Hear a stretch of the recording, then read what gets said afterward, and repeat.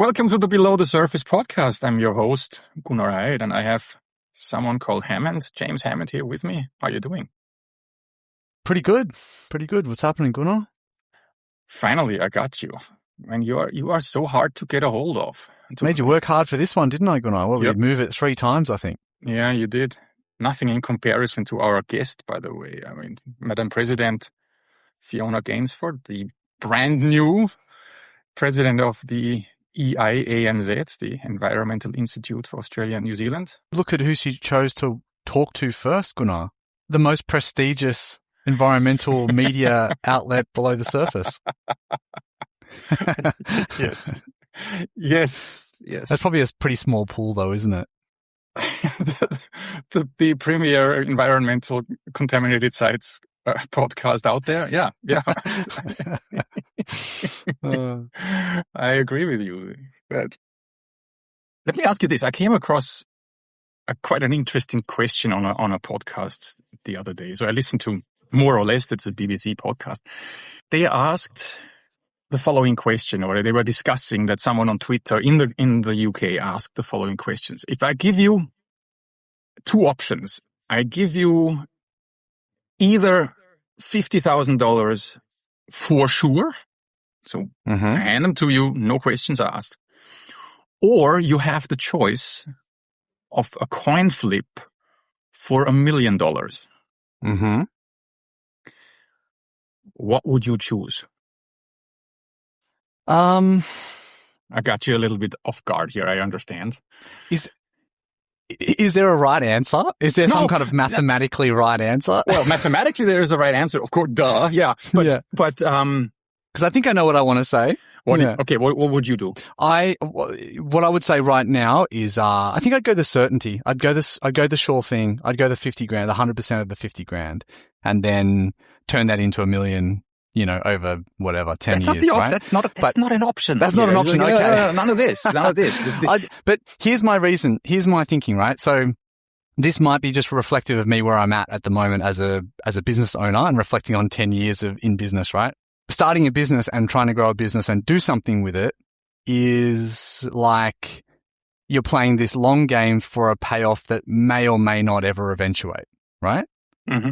And so that feels a little bit to me like the 50% chance of the $1 million is kind of like, yes, it's a bigger payoff, but there's a lot more uncertainty as to whether you get it. And so I guess the mindset that I'm in right now is like, no, let's go the sure thing. So there you go. There's probably just a mindset of where I'm at the moment. That's interesting. What do you think I would have gone? I don't know. I think you're the kind of person that values certainty as well, Gunnar, but I think you would like your odds as well. I think you would like your chances of a coin flip to get the $1 million. What would you say? That is so funny that you even hesitate there. Because when I heard that first, right? So I'm going to link to the podcast. It's only a 10-minute podcast and it is so interesting. I hear the question when someone says, would you like $50,000 for sure or a chance for $1 million? I think that what kind of stupid question is that? Who in their right mind wouldn't go for the $1 million here? Because ultimately what you do mathematically is you multiply the likelihood with the outcome. So 50% times $1 million, that's 500,000. And you compare it to the other one, which is a certainty of 1 with 50,000. So you're comparing 50,000 with 500,000. Where is the problem here, ladies and gentlemen? Which idiot wouldn't go for the 500,000 here in this case, right? That was my thought.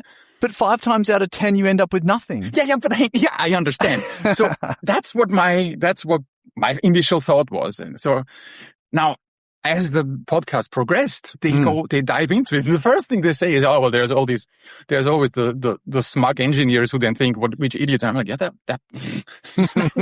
would be me. Are you listening to me right now? You're listening to my thoughts? That's right. I can't wait to hear the other side of the story here. Right? Well, it turns out that in that Twitter poll, 73% said they would take the £50,000. 73%. 73% said they would take the 50 grand. Yeah. Okay. Yep. while only 21% opted for the possible $1 million. I don't know what the other 6% did, by the way. Yeah. They were probably consultants who don't like risk at all. And I'm not playing. Fence sitters. Yeah. I neither. I'm happy with nothing. Don't do this to me. Yeah. Can't decide. So, but as you then listen, keep listening. I mean, it's such an interesting podcast. You nailed it, right? You immediately said, in my position right now, 50 grand would make a heck of a difference. And as a result of that, I take that. And obviously, 73% of people think that way. I, on the other hand, and okay, this sounds horrible now. I just say it. But 50 grand don't make a heck of a difference in my life. Do you know what I mean? Yeah. It's like, okay. It's fair. It would be nice, but it's not life-changing. $1 million on the other hand. Yeah. That makes a difference. And obviously, there is no right or wrong, of course. So I asked my friends, right? I was like, hey, what would you do? What would you do? So we're sitting there, and every one of them goes for the $1 million. Yeah. Except for one. She said, what the hell? I take the 50,000 anytime. That's another handbag for me. And I'm sitting, wow. What kind of handbags? I mean, seriously? But you can already see that she is most definitely not short of a quid. Okay. Yeah. But for her, that was, hey, that's no questions asked. She didn't even hesitate. And everybody at the table. I hear what you're saying. Yeah. So it comes down to people's circumstances. I also just think that, it's just some human psychology in there, Gunnar. I just think that people value certainty in general, knowing an outcome for sure. And that's why I think that that's when things are uncertain, it's so uncomfortable.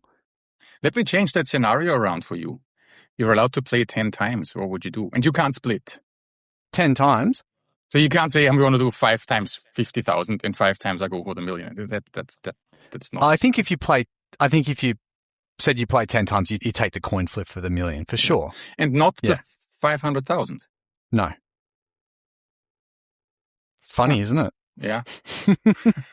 I don't know. It's funny, I never considered myself to be a risk taker, but I was talking to somebody in the team the other day and I said something along those lines and they were like, what are you talking about? Like, of course you're a risk taker. You're a massive risk taker. Like, you've started a business, you do these projects all the time that are pushing us, to the limit of our abilities and we're sort of taking on risks here and there. And it's like, that's what running a business is all about, and I just don't think it was that clear to me. And I think that now, having done it for this time, it's like there may or may not be this kind of windfall down the track, but it's so uncertain.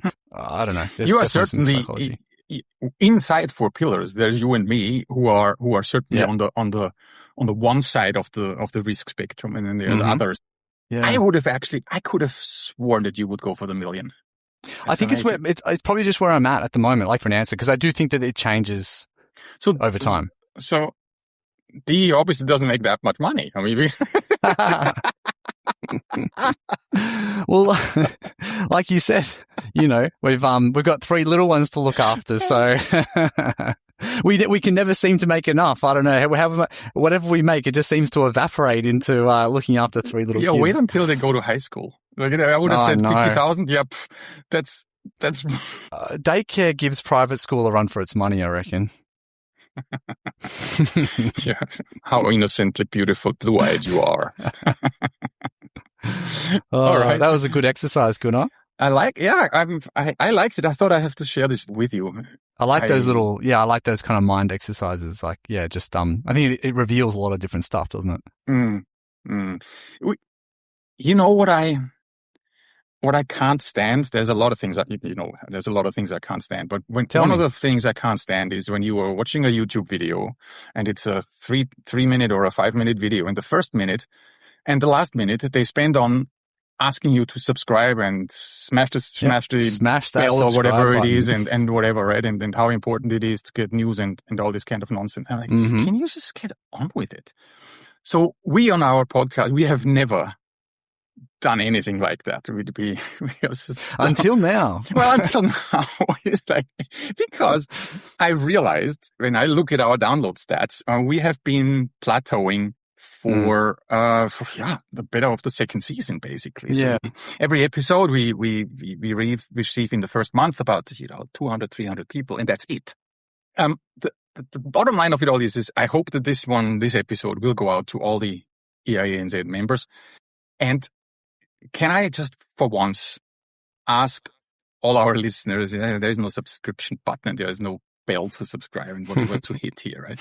But if you enjoy our podcast, can you please pass it on to some of your friends who you think or who you know would also enjoy it? Just spread the word a little bit. Help us grow. I would like to have more than a few hundred people. Whether this is too much asked, I don't know, because how many consultants are there? By the way, Fiona, as you will hear, she said, how many thousand members do they have? So there's a few thousand potential listeners here. Come on. Yeah, I don't know how many members the EIANZ. I mean, if I just look at LinkedIn stats, I mean, EIANZ nationally has roughly 12,000 followers, right? Yeah, so 12,000 downloads. New South Wales must be, I don't know, 3,000, 4,000 maybe. So I reckon our audience pool is probably somewhere in the sort of 3,000 to 5,000 people range in New South Wales. I don't know. Look, anyway, let's not let's not do this too long, because as I said, I hate this stuff. This is peeking behind the curtain here for our audience. How riveting. Yeah, fantastic. Again, if you like the podcast, if you enjoy our banter, and even if you don't, would you please pass it on to someone who Yes, please do. Please do. By the way, you get CPD points for listening to us. Mm-hmm. What does that stand for? Continuing professional development. Professional development points. Fiona has confirmed that with us a long time ago. The EIANZ has confirmed with us that listening to us qualifies under the self-education category. So you get half a point for every hour that you listen to us. Yep. Go for it. So that's it. So you can either go and read a scientific journal, snooze fest, or you can listen to BTS. I know what I would choose. You and your planning podcast, snooze fest. Anyway, let's not do that again, right? Because you're going to bring up acid sulfate soils, which is one of the most downloaded episodes, if I may add so, right? I'm just saying that, okay? A little bit of healthy competition going on here. That's good. This is good. Excellent. So today we're talking to, as I announced, to Fiona Gainsford. She will introduce herself as per usual, and I have nothing else to say. I had I learned so much, not only about the EIANZ, but I also learned a little bit more about podcasting, because if you ask me, I did not do too good a job in following up on questions that she very skillfully evaded. You're nodding. Say something. It's a podcast. Oh, well, people can't see me? We can. No. You weren't getting that. You weren't getting those nods through the through the speakers. You walk a fine line with these things, don't you? Where you're trying to ask some challenging questions and kind of walk the line, I guess, between pushing back on things that you don't agree on, but doing it in a way that still, ultimately this is entertainment, what we're doing here, right? It's information and entertainment. We don't want to be a place where people don't want to come because they know that it's not going to be a pleasant experience for them. So, we're trying to walk a line here where it's like we're having fun, we're respectful, I guess, but at the same time we're asking some of the more challenging questions that have to be asked. And it's hard. It's hard to get the balance right. Yeah. Look, I thoroughly enjoyed it, and in typical manner, we didn't have enough time to get into the real nitty-gritties at the end. Fiona will probably come back at some other time. It's all fine. Why don't we just dive straight into it? Here's Fiona Gainsford. So, Fiona, welcome. Do I have to call you Madam President now, Fiona? No, it's a bit weird, but yes, no, it is a very new title. I think it's about maybe 2 weeks now. So I am officially the president of the Environment Institute of Australia and New Zealand. It feels exciting. Yeah. I felt sorry that Paul had to step out of the role. Paul Keeley. So he was president, and what's he doing now? He's had a job for a long time in the Commonwealth Government in the in various environmental agencies, and now he's taken on the new role. He is now the Chief of Staff to the CEO of the National EPA. Oh, wow. I didn't know there was a national EPA. Yeah, Gunnar, it's on our schedule to talk about. Well, I thought that was in the making. No, it's implemented 1st of July. It's kicked off. Yep. Wow, that's awesome. I'm really happy for him. I should contact him because I actually know Paul from when we worked together at the Department of Environment. The reason he's really stuck in my memory, not because we've just spent a lot of time together over the years, when I first came across him, he was giving a presentation internally to the department about the CEnvP scheme. His key message was, guys, this is not just a consultant's private sector scheme. This is for government too, and you guys should be interested. And that was when I actually started the process of my CEnvP while I was in government. Oh, wow. And it was because of him. So that was awesome. So that's a nice little segue back into a lot of what we're going to talk about today. Before we do anything, Fiona, we always have warm-up questions. Which one did you pick? I picked the dinner guest because I feel like the other one was very egocentric. I don't know. You've had a pretty stellar career so far, Fiona, and I'm sure your life is very interesting. It'll probably make a good movie. No. All right. Who would you like to have dinner with? Dead or alive? Anyone you can pick? Yeah. Okay. So, I mean, there are so many people I'd love to have dinner with, but the person I've chosen today is a gentleman called Tony Albert. Tony is a Yirime, Yirinji, and Kuku Yala Anji artist, curator, cultural leader, and he is also a trustee of the Art Gallery of New South Wales.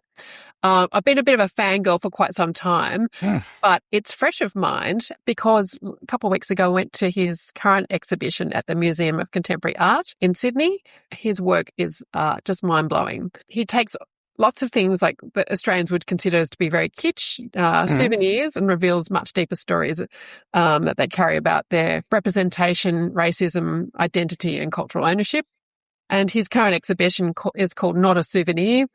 It's very confronting, but his wider approach appears to be very much grounded in generosity, dialogue, and a belief that institutions can change. Wow. I'd like to talk with him about how boards and organisations can hear difficult truths, how cultural capability is built into behaviour rather than symbolism, and how complex ideas can be communicated in ways that make people see things differently. That's awesome. That's the first artist that we've had mentioned. Definitely, that's very cool. I'm not familiar with his work. We'll have to link to his exhibition. Promotion to get down there in CA. I actually think he'd be a challenging, thoughtful, and super fun dinner party guest. That sounds like something you should almost be able to pull off. I was going to say that's achievable, Fiona. I reckon you sound like you're one step away. I don't know. I don't think I have enough chutzpah to get into Tony's aura, but yeah. Anyway, there's always ambition.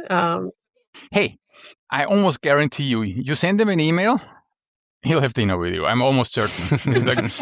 It's definitely achievable. I mean, if I look at, I don't know who I have on my list there. Was it Sam Harris or Hammond? Who did you pick?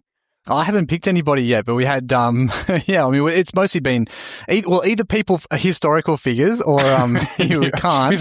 We've had Henry VIII for some. Yeah, so he'd be a tough one to get a hold of. The question is, Gunnar, why would he want to have dinner with an angsty white woman? So. Well, I think you clearly have thought very deeply about his work. I'm sure any artist would be interested to hear what somebody thinks of their work. Yeah. Yeah. All you have to tell him is, hey, listen, buddy, I was a guest on Below the Surface. So, and he may suddenly put you on his dinner list. This pod's pretty good, Gunnar. I don't know if we're quite in the sort of art category yet. No. If we've made it an art yet, I don't know. Well, I feel like he's a polyglot, so he might be interested in everything. So you never know. That's true. Very true. Oh, that's a good one, Fiona. Well, Fiona, I was hoping that you could maybe just spend a few minutes just taking us through your career history. Yeah. I don't want to be, too boring, but I did a Bachelor of Science in Applied Geography with an honours submajor in botany, and I did my honours thesis on the impact of fire and mining on coastal heathland. I did the big consulting firm rounds to start with, GHD, Sinclair Knight Mertz, and CH Sherm-Hill. What I did have and loved at the time was all those companies were employee-owned, which is GHD still is, but some of the others aren't now. So that was 15 years of my career, and then I got very much burnt out. I was trying to do everything, small children, juggled the load, had my annual review and spent the whole time crying. So you're describing, maybe not so much the crying in my review bit, Fiona, but you're describing me right now. So I'm trying to, I feel your pain. Yeah, no. Our last episode, I don't know, has it been released? Yes, it has been released. With Kelly? We spoke of, yes. Yes, so I worked with Kelly at CH Sherm-Hill, which is where I had my burnout. So I haven't listened to Kelly's podcast, but I've seen that she's actually supporting practitioners these days. And I was very excited to see that on LinkedIn. So I look forward to hearing. The word burnout came up a lot. And I hear it, nobody admits to it, but here it is. When I'm trying to get a hold of some of my colleagues also in senior positions, right? The amount of time they say, Gunnar, I'd love to, I cannot even talk to you right now. I have this and this due. I have this and this. Can we reschedule for then and then? There seems to be just an unrealistic burden on a lot of professionals in our industry. Yeah, I see it and hear it from other people too. And I do. I have a daughter now who's in the industry, and obviously a husband as well. So yes, and I think we definitely pass on those tips to her, particularly, and she's in a consulting role. So yeah, oh God. It's a great career. Did she never ask you, hey, what do you think about me becoming an environmental consultant? And you said, yeah, go for it. Because if my daughter asked me, hey, can I be an environmental consultant? I said, let me sit you down here for a second. Real talk. No, I think we can be very supportive. It's putting a big picture perspective and let her work it out. It's her journey, so not for us, but we can give her some suggestions about managing expectations and load. So yeah, anyway, so that was the 15 years. So after the burnout, I had about 3 months off, and I'm pretty sure to this day it was an EIANZ breakfast event or some professional breakfast event. And I was walking down Macquarie Street, and this is a true story. I saw a picture on one of the billboards, and there was Megan Gale wearing a red Saba trench coat. And I went, I really like that trench coat, but I need to get back to work if I'm going to be able to afford that trench coat. So I decided I need to get back to work. Look, I interviewed with a couple of consultancies, and I went, it feels like Groundhog Day. No. So then I went, nope, I'm going to set up my own business. And so at what point then, so you've been doing that now for 15 or 18 years, you said about? So yeah 18 years. And so at what point there did you get involved in the Institute? Oh, that's a good question, because I decided when I went out on my own that I would join the New South Wales Division Committee. And I think I've been to a few events where Anita Mitchell which I think she was president at the time, and I loved her. And I met a whole bunch of really great people like Faye Woodward and Michael Chilcott, who were really very impressive practitioners and gave a lot of their time, and they made it fun as well. Faye made it really fun, so... Okay, so Fiona you started on the New South Wales committee, but then just let us talk about your progression through there. So tell us about your progression through that committee and then leading to this current position as president overall.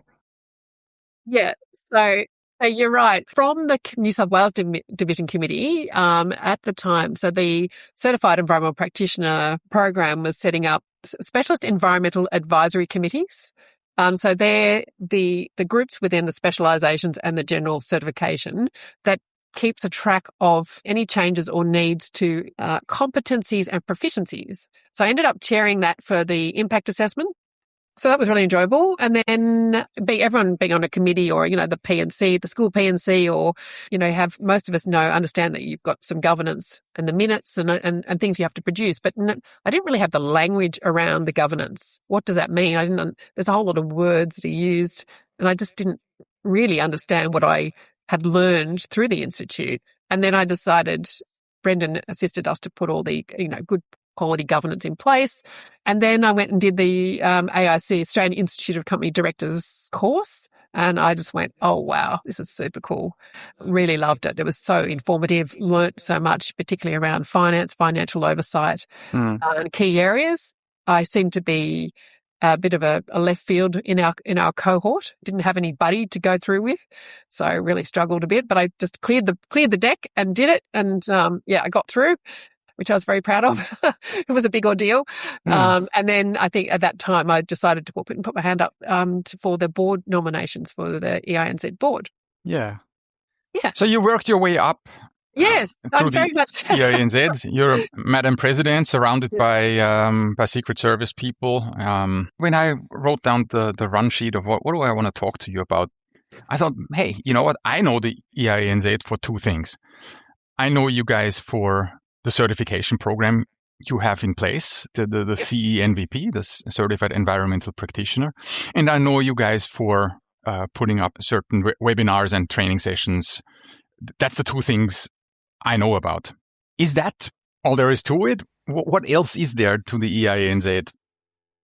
Yeah. So we also have an advocacy role. So we respond both at the division level and at the institute level to major government policy changes, to guidance notes, to those sort of broader requests for information. Have your says. We've got a number of board committees.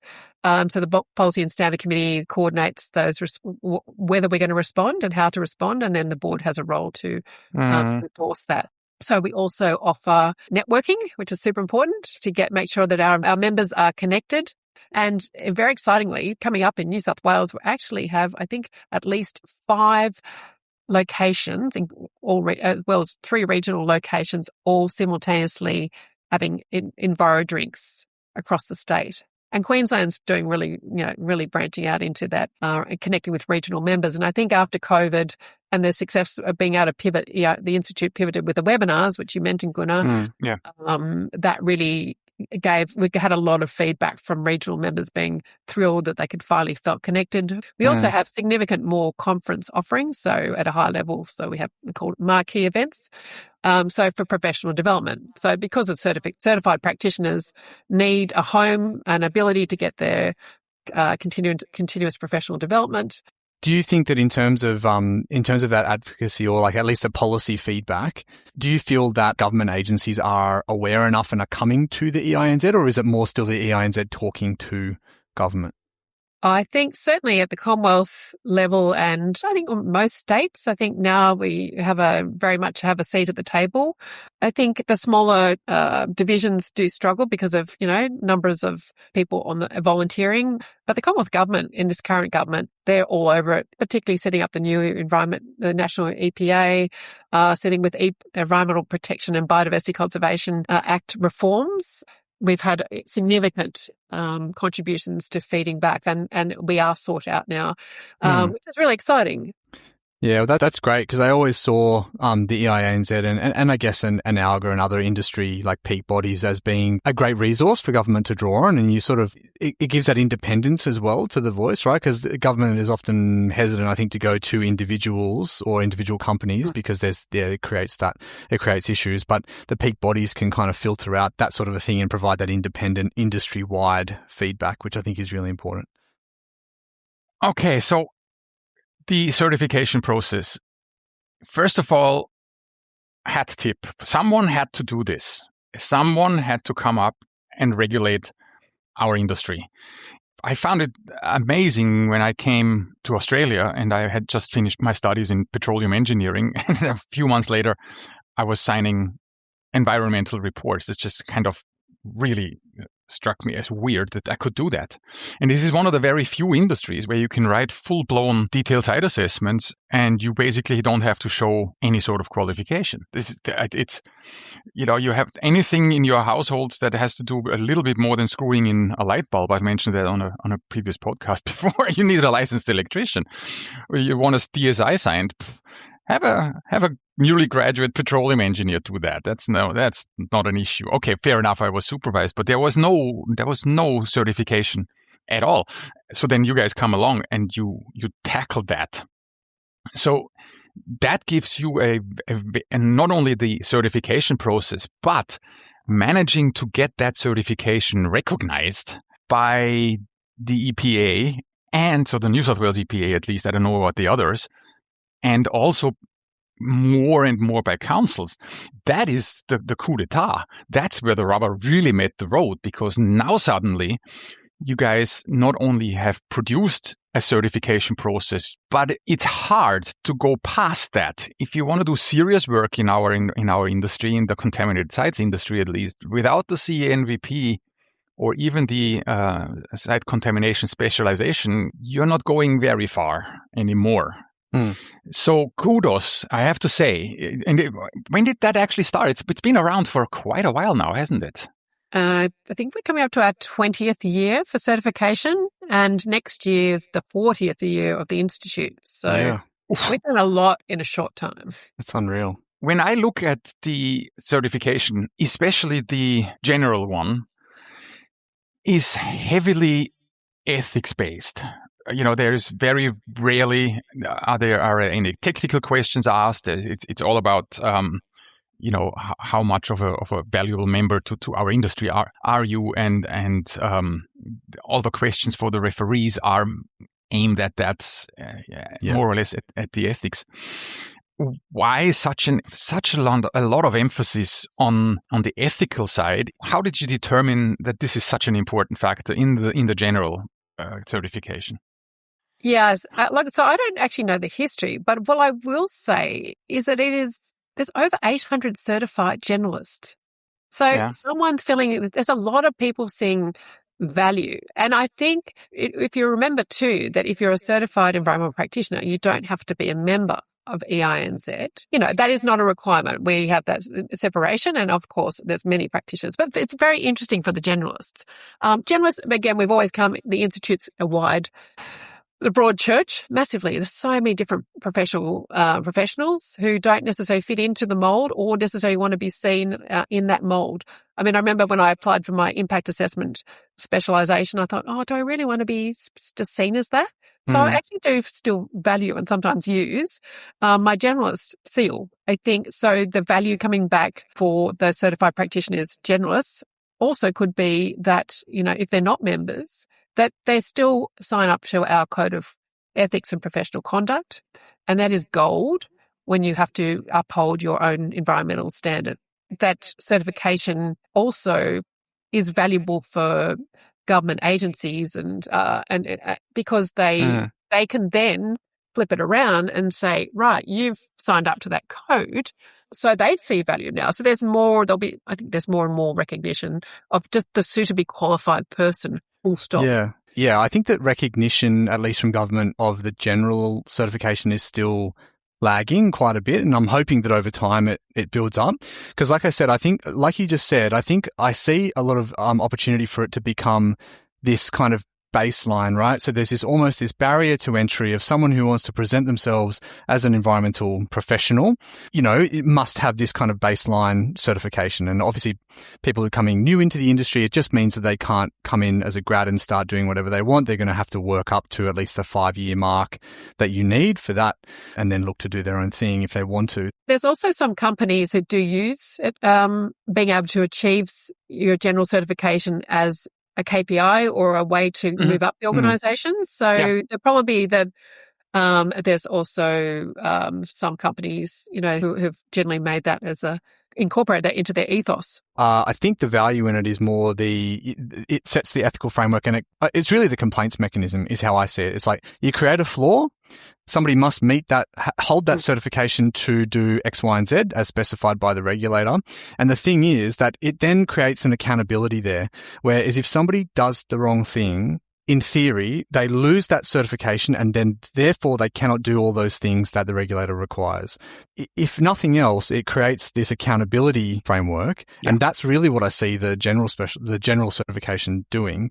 Oh, definitely. No, I think that's an excellent way to describe it, James. Okay. We have, last year we made a podcast called The Honest Truth, where we intensively spoke about basically the EIANZ Code of Ethics when we went through it. And one of the things that Hammond mentioned was there is a certain standard and there is a complaints process attached to that.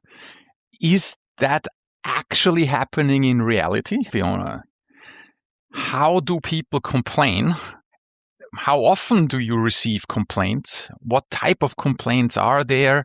And what actions do you take? Because if this is one of your major roles that I see, is the certification process, and people are genuinely worried about losing their certification. So tell me about it. Do you receive a lot of complaints? So one, yes, we get complaints. Two, there's a complaints mechanism on our website. We also have a supporting, we have an ethics call line. So if somebody wasn't sure whether they wanted to make a complaint or wasn't sure or they were complained about, we also have a support service for either. The process goes to our central office, who did a first vet of the incoming to make sure it's not vexatious or... There must be some bar, I guess, they would have to meet in terms of like providing information to support the claim, right? That's right. Yeah. So there's quite a lot of paperwork that is usually supported. However, we have, I mean, there's only a tiny sample size, but I'm going to say it's been really diverse. So there's been clients, government, and other practitioners. Right.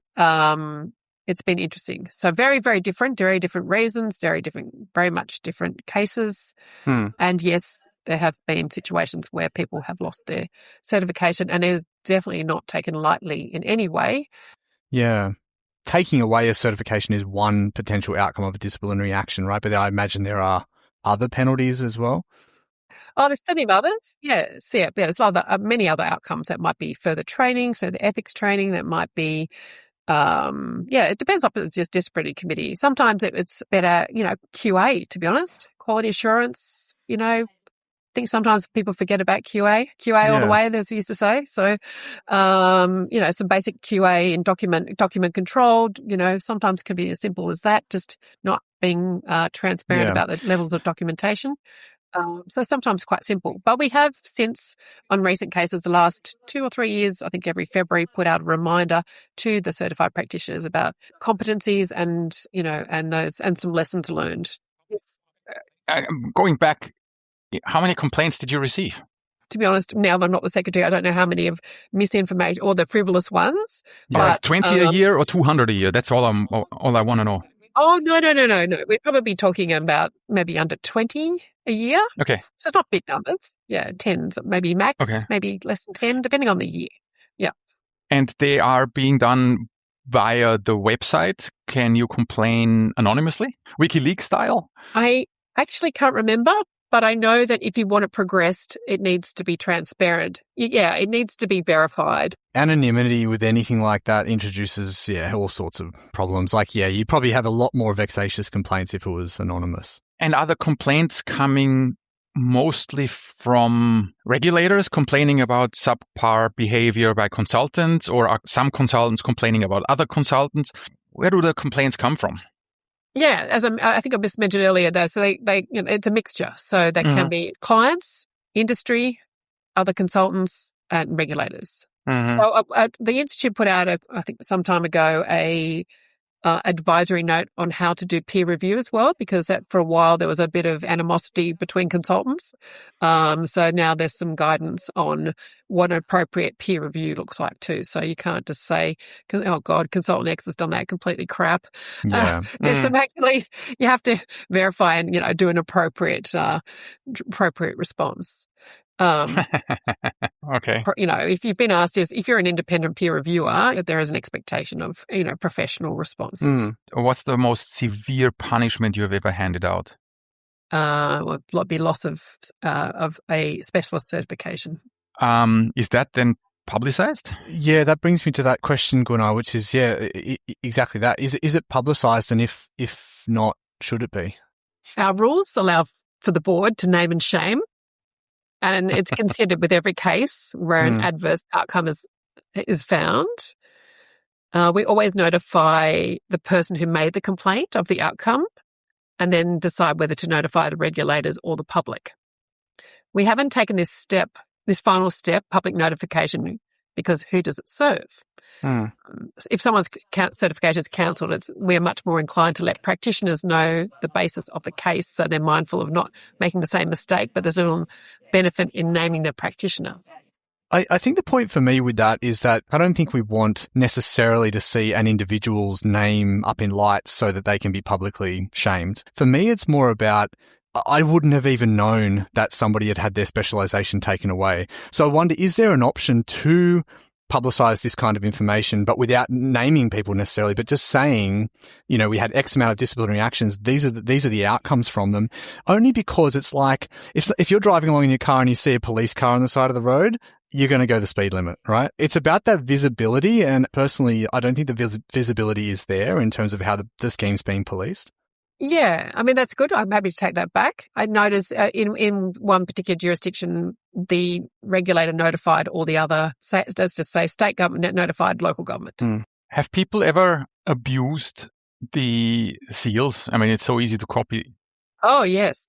I've seen one, which is a doozy. But again, it's like it was put as I don't even know what they intended. They put it as the banner under their organisation, just header. For anybody who doesn't quite understand that, if any of your listeners are new to certification, every person has their own seal, and it has it has the year, and it has their reference number within the seal. So it's a person-specific seal. I have seen we are an EIANZ organisation. Yeah, right. There's no such thing. We don't have organisational members. We have organisations who will have 5 memberships, and then we nominate. Yeah. They're always nominated. Look, that's a mistake, I guess, by someone who, what I'm more or less referring to, someone could take. Well, is it a mistake, Gunnar? I don't know. I don't know. But when someone says we are an EIANZ company, okay, fair enough. That's not really the term to use. It's not correct. It's not correct, but it's not. Okay, boohoo.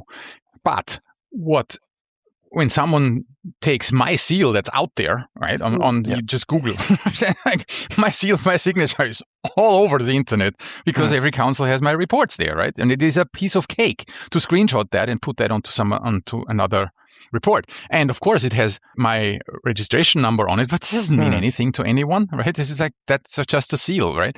But that is most definitely something that shouldn't happen, but it is extremely easy for it to happen. Have you come across that a lot? No, I've not. We've never seen appropriation, although I did hear I will call it a kitchen conversation recently, in an office that I was working where that had to happen to someone else in our profession, and she was having a chat to her manager about it, and I thought, I was horrified. I was just horrified. Yeah, and I get, it leads me to this question we had here, which was around, do you think there's a need, or has the Institute considered, I guess, any of those kind of quality controls around seals? Like, for example, embedding a QR code or something where somebody could check it and it takes you to a website that confirms that, that, because there's also issues with people who may get a certification and then let it lapse, for instance, not pay their fees, not do their CPD, all that sort of thing. But they continue to use the seal, right? I'm just hypothetically. Yeah. Whereas is there some kind of a verification step that the Institute has considered or is considering? The only way would be for the person to whom is receiving it, for example, the EPA, would be to check, to jump on the web, take them about 2 minutes to jump on the website and check that person's valid. And it is, as a REAP, with a registered environmental assessment practitioner, it's also very relevant.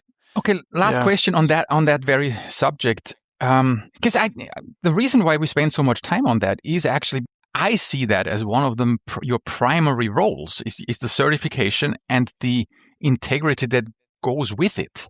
See, I didn't know that there was that many complaints because you don't publicize it, and there's good reasons for it. I get it. What's the biggest mistake that people make? The most complaints, what are they all about? What do people how bad does it have to get so that it hits, that someone knocks on your door? We've only got a small sample size, Gunnar, so they're very varied, very different. Yeah, from technical, very deeply technical to professional conduct. Yeah, I think one of the things that is still, in my eyes, that is not taken seriously is declaration of conflicts of interest. That hardly ever happens. It's also very hard to know. But when you know, it's like, man, you should have declared that. Well, it's definitely in the professional conduct. I mean, absolutely sits the, ethic, conflict of interest. Take that. It's very easy to check a conflict of interest, test it out with somebody. There's a process. All the local planning panels I'm on deeply, like it's very clear and transparent about, Oh, yeah. But what I'm saying is that I hardly ever read a conflict of interest declaration in an environmental report. We have just published one, but that would be the first one. But that was where there was actually a potential or a perceivable conflict of interest. Okay. Oh, as in you've incorporated it into a report just to make it transparent. Yeah. I've never done that. That is a great idea. I like that very much. Yeah. And I'm actually surprised that in the reporting guidelines it doesn't say that, hey guys, every environmental report needs a statement. It's like, hey, so whatever the general statement is, but that is one of the things that I know that a lot of members fall foul of. Yeah, so I think someone like Tim Kirby would recognize that we all have a conflict of interest because the department requires us to do something. The applicant calls for, seeks a professional consultant's advice in this case, and that consultant's advice goes back to the department. So yes, they do recognize it is a triangulation of potential conflicts, and that's the process. Hammond, name yours. I mean, it's such a classic. Oh, my view is that as soon as money changes hands, that it creates a conflict of interest. And I think as somebody who's running a consulting firm, you're hoping for a good outcome for the client because that's going to mean a happy client and it's going to mean more work in the future. And as long as that carrot is dangling there in front of you, it does create a conflict of interest. And part of the work that we have to do as good environmental professionals is to somehow compartmentalize that in our mind where we're saying, yes, it exists, but you've got to put that to the side and you've got to do your job blind to that.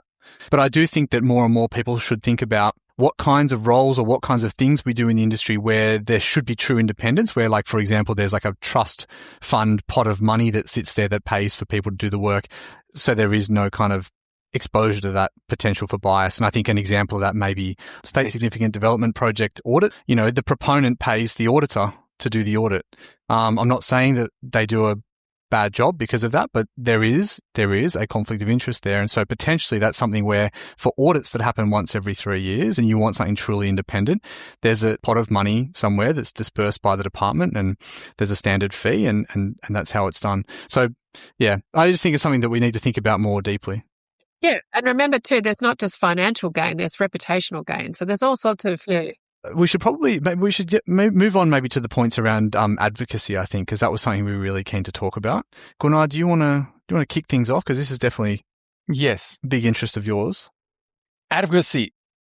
I've given, I don't know if you've heard the podcast, I've given EIANZ and I've given ALGA and I've given the ACLCA, the Australian Contaminated Land Consultants Association. I've given them a hard time.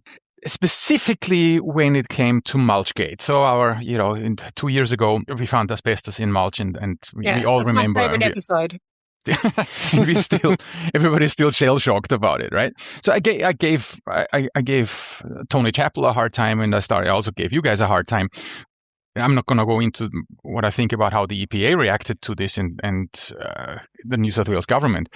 But I found a complete lack of voice from industry associations like yours. I have a feeling that the silence that comes is not a silence, because when it comes to being silent on such an important point, it is a silent agreement. So where was the EIANZ statement to say, everybody relax. This is not what needs to happen here. Where was that? Where is, for example, I'll give you another one. The EPA is about to release its official response to the Oxy paper, where the Office of the Chief Scientist recommends a threshold for asbestos in recycled material, and that threshold is 10 times below the detection limit. I know I'm on the special interest group with Alga, and we are working very hard to lobby that this doesn't happen. Where is the EIANZ in all this? Don't you think you should be a voice there where we need to bombard the EPA and saying, now is the time to clean up that nonsense. Now is the time. Where is your lobbying? Are you doing enough of the lobbying? Are you deliberately not doing it? I don't know. This is where I'm trying to give you, not trying to give you a hard time, but this is one of the things I need to talk to you about. Yeah, no, I understand. So as a volunteer organisation, that doesn't excuse any advocacy. But the advocacy, I mean, for example, with the board, our board, we have a limited capacity for anything. So we agree in advance with our policy and standards committee what types of position statements and policies will we respond to, and then we have also allow for government responses. We are not actively seeking anything in advance. That is, we haven't got capacity. We are a broad church. We have a lot of things to be cranky and miserable about. Okay. Yeah. It's probably driven by capacity, but if there was something that absolutely burning, and I know the Ecological Consultants of Australia, New South Wales recently just went in to advocate for their members who are actually feeling psychological harm by a government agency, and they went out of their way. But none of our ecologists came to approach us, and someone said, why didn't EIANZ do something about that? So, well, I haven't heard anything to that effect from our ecologists. Do you think that being a very, like you said, a broad church, a very broad organisation representing lots of different interests and disciplines, do you think that makes it harder for the EIANZ to advocate and to speak on issues than it does for those more niche organisations like CASANZ, like the Air Quality Society, like the Ecological Consultant Society? Do you think it makes it harder? I think, we're well supported by our special interest section. So we have a significant volunteer capabilities and expertise in everything from ecology to heritage to contaminated land to life cycle analysis to environmental accounting, to social impact. Now we've got our AI community of practice as well. So the thing that we're doing at the moment, we're making sure that it's not siloed. For example, we have a great opportunity, and we have done with the EPBC, the Environmental Protection, Biodiversity Conservation, the Ken Henry reforms in branching out. So we now reach to our heritage special interest section. We talk to our environmental accounting special interest section, and we talk to our biodiversity special interest section. And we're able to bring a really robust, broad response to such an important area. We don't pick everything, but we have that ability because we have such a big coordinated central office now that we have capacity to do that work. Yeah. We punch well above our weight for a small little team. Okay. I was actually trying to take the reins of the policy subcommittee, if you want to call it that, for New South Wales when I was part of the committee, and it was challenging, right? Does the EIANZ put out any information that's out there in terms of setting people's expectations as to what the Institute will and won't comment or advocate on? No, I don't think we're not limiting it. I had a policy response the other day where I questioned back up to the policy standards and to the contributors about whether we were the right organisation to respond. Thank you to our feisty and very appropriately responding engagement specialists who actually have expertise in impact assessments. So they've become engagement specialists around that. So it was appropriate to be responding to the Commonwealth on that. So, yeah. We really have to come to an end. Madam President, two things I have to ask you, maybe to take on board. The first one is, please seriously think about having a CEnvP for regulators. Have a different stream for regulators. Soil Science Australia does it for the registered soil practitioners. No. I find it eternally frustrating to have my reports reviewed by people who are just not qualified to do that. What's the counter argument, Fiona? I completely disagree. I think there's people with incredible expertise. We have, we talked about that a lot in the SEAC, the Specialist Environmental Assessment Committee for Impact Assessment. I completely disagree. I think, for example, the people who are regulating impact assessment, who are the senior practitioners, have excellent impact assessment skills. I think. Okay, prove it. Get certified. No, they do. They have been we have certified people who are REAPs now. We have people who are certified in government. So, and when we talk to government, our members within government, we want to support them, and the community wants to see that as well. So it is, incredibly valuable if you're a senior assessing officer, in any capacity, to have a certification. I mean, that gives credentials. It also, gives you that same thing. So that is it's not a limitation. And certainly, I don't know about contaminated land, but that's not specialization. Maybe that's a technical, but certainly there's other technical areas where it's absolutely appropriate and relevant, and they shouldn't be separated. It is not. I hear you.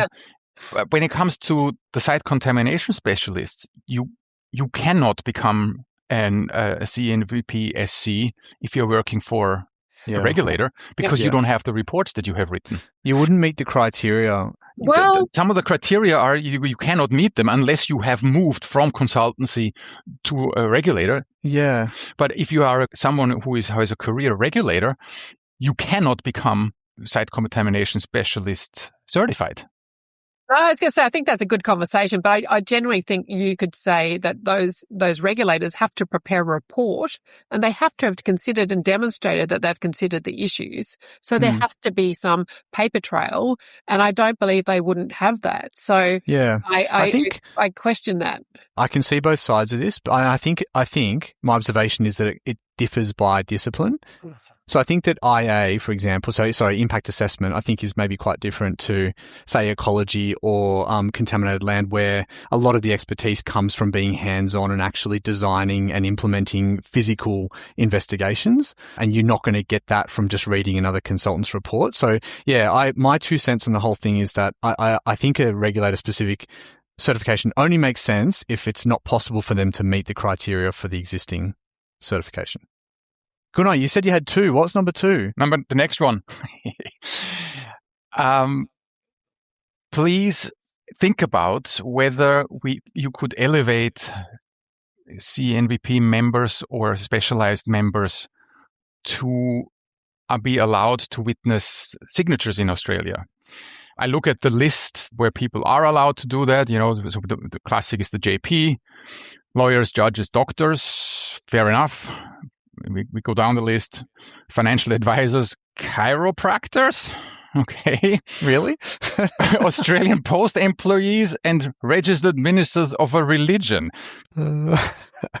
Surely we qualify. I mean, we're not talking the highest standing members of our society here.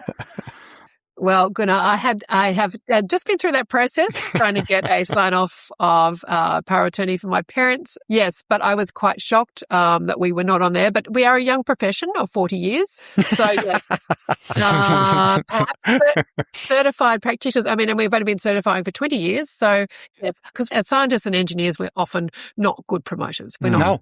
We're not good promoters. Think about on the scale of promoters, we'd be way down the bottom. That's right. So, yes, I will take that note. Because one group is registered or appropriately qualified engineers. So surely we could slip in there. I agree. No, I think there's potential there, yes. And I think I agree with you.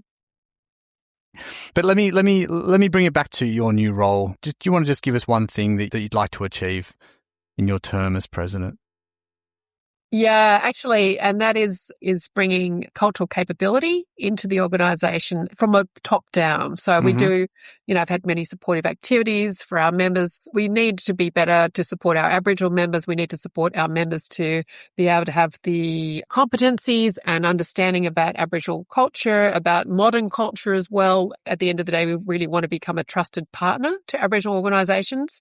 And so I would really love to become an organisation where Aboriginal organisations in any capacity feel confident and trust that we would take and recognise them as trusted partners.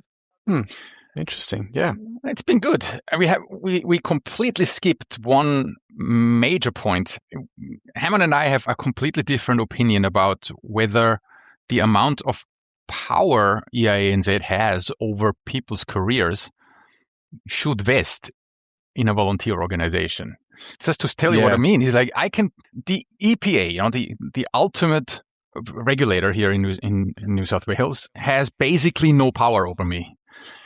If an EPA officer or the CEO gets pissed off with me, so be it. I don't like it, but there is really nothing that happens to me. If I get a foul with EIANZ, that is potentially career ending for me. I don't even know if you guys are aware of it or if you are putting processes in place that are adequate because you have people's livelihoods at your fingertips. Yeah. My opinion is all the power to you. You earned it, and thank you for putting the certification process there. You have a lot of power, and I'm not sure if it should vest with you anymore. That's my opinion. Hammond has a completely different one.